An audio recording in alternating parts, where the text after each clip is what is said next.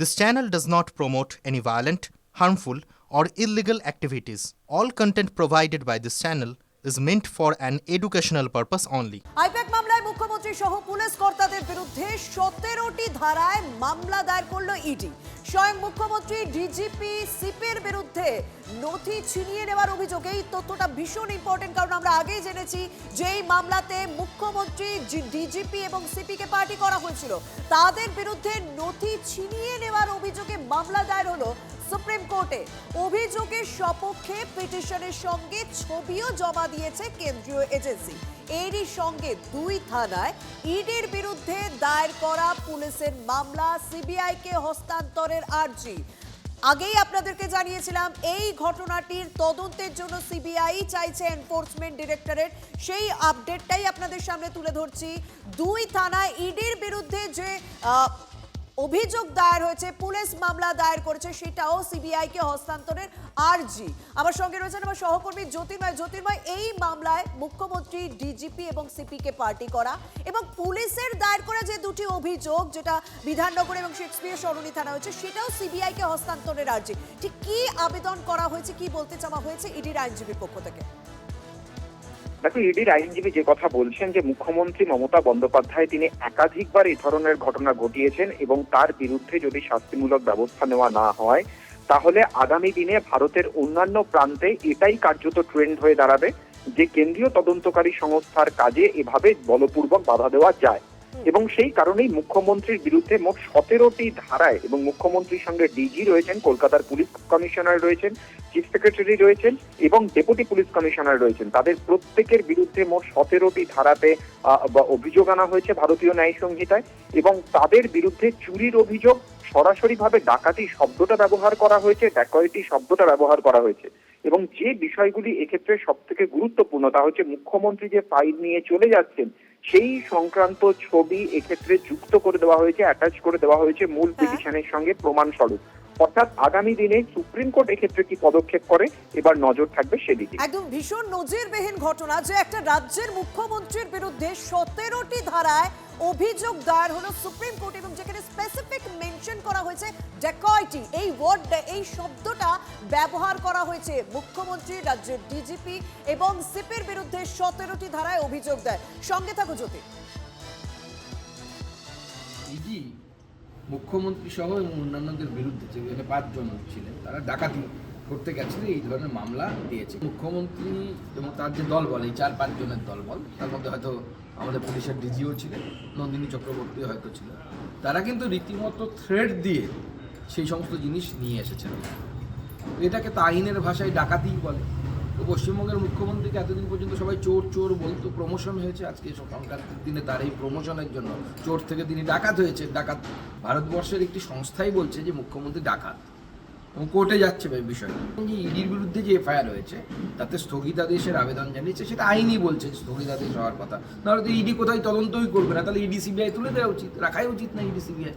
রাজ্যের পুলিশ যা ইচ্ছে তাই করবে, কয়লা পাচার করবে, কয়লার টাকা ভাইপোর কাছে পৌঁছে দেবে গাড়িতে করে, পুলিশের গাড়িতে করে। আমরা তো সেই দৃশ্যও দেখেছি একসময়। ইডিকে এইসব করতে তো ওপর থেকে চাপ দিচ্ছে, তাই ইডি বাধ্য হয়ে এইরকম সব লিখছেন বা মামলা করছেন। কোনো অসুবিধা তো নেই, কারণ ইডিকে তার আগে তো অনেক প্রশ্নের জবাব দিতে হবে। কোন মামলার প্রেক্ষিতে তারা আইপ্যাকে গিয়েছিল, প্রতীক জৈনের বাড়িতে একদম সকালে গিয়েছিল কেন? যদি মানি লন্ডারিং এর কেস হয় আইপ্যাকের বিরুদ্ধে, তাহলে তাদের 3 জন ডাইরেক্টরের কাছেই তো যাওয়ার কথা।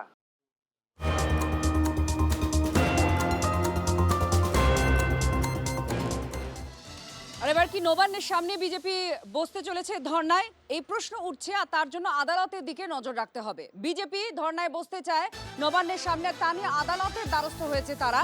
শম্পা দত্ত বিচারপতি, তার দৃষ্টি আকর্ষণ করা হয়েছে, মামলা দায়েরের অনুমতি দিয়েছে হাইকোর্ট। আমরা জানবো আমাদের প্রতিনিধির কাছ থেকে আরো বিস্তারিতভাবে। শ্রাবন্তী, একটু জানতে চাইবো, নবান্নের সামনে যেহেতু 144 ধারা জারি হয়ে থাকে, এই জায়গায় কাউকেই বসতে দেওয়া হয় না ধর্নায়, সেক্ষেত্রে কি আবেদন নিয়ে যাচ্ছে বিজেপি হাইকোর্টে? দেখো, এর আগে সরকারি কর্মচারীরা তারা নবান্নে যখন প্রতিবাদে বসতে চেয়েছিলেন সেই সময় তারাও এই একই ধরনের সমস্যার মুখে পড়েছিলেন এবং সেই মামলার পরে যেহেতু তারা অনুমতি পেয়েছিলেন সেই সময় একটা কথা উঠেছিল যে এর পরবর্তী সময় বিভিন্ন রাজনৈতিক দলের পক্ষ থেকে একই ধরনের আবেদন নিয়ে যাওয়া হবে এবং যে কারণে তাদের বসতে দেওয়া হয়েছে সেই কারণগুলো উল্লেখ করা হবে। এক্ষেত্রে শঙ্কর ঘোষ বিজেপি নেতা, তিনি মামলাটি দায়ের করেছেন। তার বক্তব্য, নবান্নের সামনে এই প্রতিবাদ তারা করতে চাইছেন তার কারণ একেবারে সরাসরি অ্যাডমিনিস্ট্রেটিভ হেড মুখ্যমন্ত্রী, তিনি যখন এরকমভাবে ফাইল নিয়ে চলে আসছেন, সেখানে ডাকাতির অভিযোগ করা হচ্ছে ইডির পক্ষ থেকে, তাহলে তার থেকে বড় জায়গা কোথায়? নবান্ন ছাড়া আর কোথায় তারা এই ধরনের বিক্ষোভ করবেন? একই সঙ্গে সাধারণভাবে পুলিশের পক্ষ থেকে এই অনুমতি দেওয়া হয় না, তার দুটো কারণ।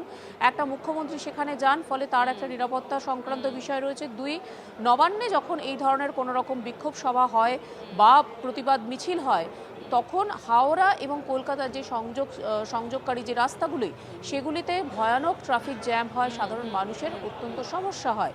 ফলে আগামীকাল বিচারপতি শম্পা দত্ত পয়ালের এজলাসে এই বিষয়টি মুখ্য হয়ে উঠবে এবং বিচারপতি সিদ্ধান্ত নেবেন আদতে বিজেপির এই সভা সেখানে হবে কিনা।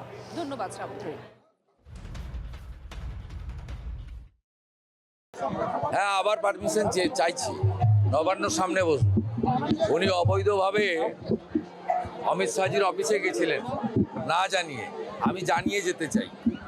ফাইল চুরি করেছে, নবান্নর সামনে বসবো। আমি চেয়েছি 15 তারিখ 16 তারিখ একদিন আমি বসতে চাই, পুরো দিন যেখানে বলবে। পুলিশকে চেয়েছি, পুলিশ রেসপন্স করেনি, আমি কোর্টে যাব।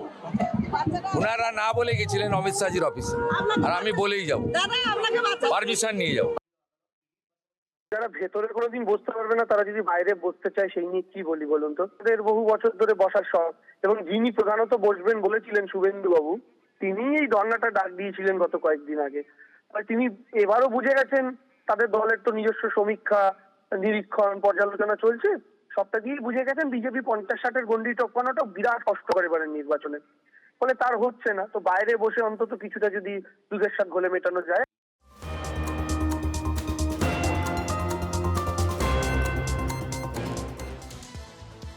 কেন্দ্রীয় স্বরাষ্ট্রমন্ত্রী অমিত শাহ রাজ্যের বিরোধী দলনেতা শুভেন্দু অধিকারীর নাম করে কয়লা কাণ্ডে জড়িত থাকার অভিযোগ করেছিলেন মুখ্যমন্ত্রী মমতা বন্দ্যোপাধ্যায়।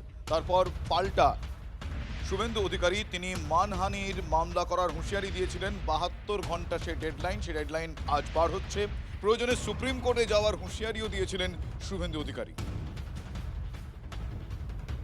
বলছে কয়লার টাকা কে খায়? অমিত শাহ খায়, হোম মিনিস্টার। কি করে খায়? গদ্দারের থ্রুতে টাকা দেয়। সাথে আছে এক জগন্নাথ, ধামের জগন্নাথ নয়, পুরীর জগন্নাথ নয়, বড় ডাকাত জগন্নাথ বিজেপির। জগন্নাথের থ্রুতে টাকা যায় শুভেন্দু অধিকারীর কাছে, আর শুভেন্দু অধিকারীর থ্রুতে টাকা যায় অমিত শাহর কাছে।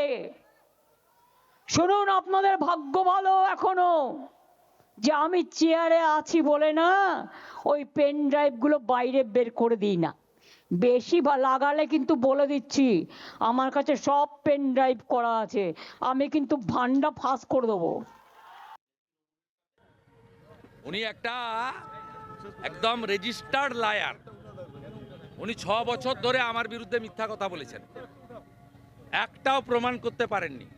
আজকেরটা আমি সিরিয়াসলি নিয়েছি, আমি লয়ার নোটিশ দেব, 72 ঘন্টার পরে ডিফেমেশন মামলা করব, এবং ডিফেমেশন মামলা লিঙ্গারিং হবে না। If necessary I go to supreme court. আমি এনাকে এক্সপোজ করে ছাড়বো। আমি আপনাদের সামনে কথা দিলাম, এই মিথ্যাবাদী জামাতিদের মুখ্যমন্ত্রী খালা মমতাকে আমি তাড়াবো।